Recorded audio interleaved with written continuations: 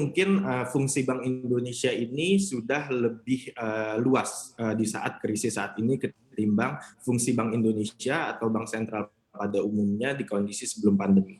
Sedikit banyak Bank Indonesia berperan aktif dalam kebijakan fiskal, hal yang belum pernah terjadi sebelumnya di kondisi normal, di mana BI ini kan sejauh ini sudah melakukan burden sharing, lalu berbagai macam mekanisme untuk mendukung sektor real dan fiskal. Nah, ini adalah satu step yang BI ini harus memikirkan exit strateginya selama kita menghadapi COVID-19 ini.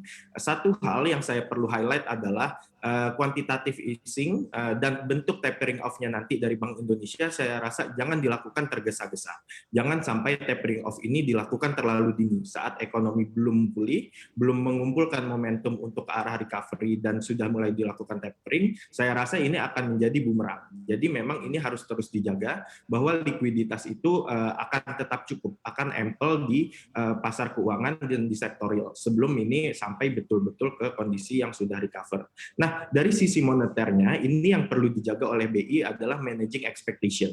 Bahwa BI itu akan melakukan sebisa mungkin, semaksimum mungkin untuk menjaga stabilitas nilai tukar rupiah. Bagaimana caranya? Sejauh ini kita melihat blessing in disguise, BI sudah mengumpulkan cadangan devisa yang cukup banyak. Ini sebetulnya senjata yang cukup untuk BI nanti menangkal apabila terjadi capital outflow yang masif untuk melakukan stabilisasi nilai rupiah. Nah, ini menarik sebenarnya untuk kita perdalam melihat indikator-indikator apa yang bisa terbaca begitu ya oleh kita jika nanti sebelum BI akan melakukan tapering atau menaikkan suku bunga. Jadi apa sebenarnya yang harus didapatkan gitu loh Indonesia mungkin dari sisi pertumbuhan ekonomi atau mungkin dari sisi nilai tukar, kestabilan. Apa yang akan menjadi indikator utama bahwa tapering akan siap dilakukan oleh Bank Indonesia? Oke, saya rasa indikator yang utama itu adalah kita perlu lihat ke sektor, ke pemulihan ekonomi. Mungkin dua hal, sebelum sampai ke ekonomi kita perlu lihat bahwa angka COVID-nya ini sudah bisa manageable, sudah bisa diatur, sudah bisa ditahan lajunya.